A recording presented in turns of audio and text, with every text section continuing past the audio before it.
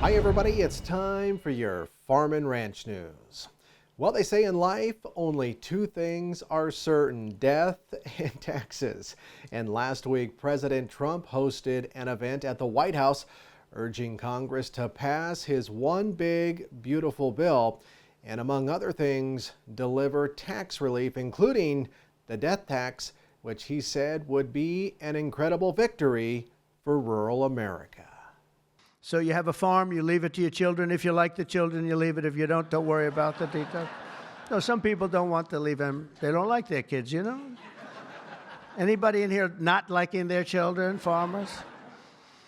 But if you like your kids, you want to leave it. And a lot of times what was happening before I got there, because I put this in the first tax bill, as you know, but people would die.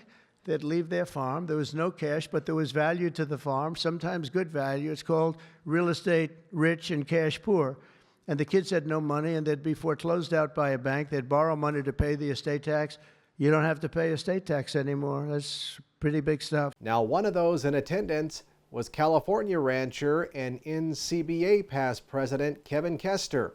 And he told me afterwards it was an incredible honor to stand with the president and echo his message that America's family farmers and ranchers need tax relief now. 95% of farms and ranches in the United States are owned and managed by family operations.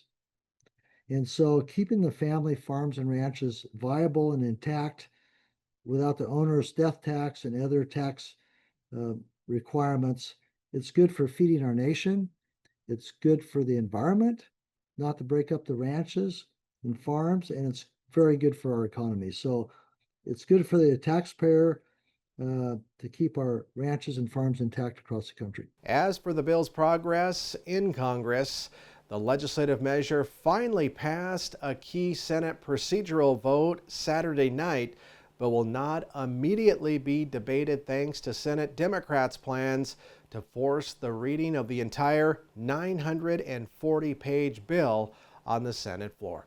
Regardless, Trump has said that he still wants the bill, which must pass the Senate first before being sent to the House for a vote there on his desk by July 4th.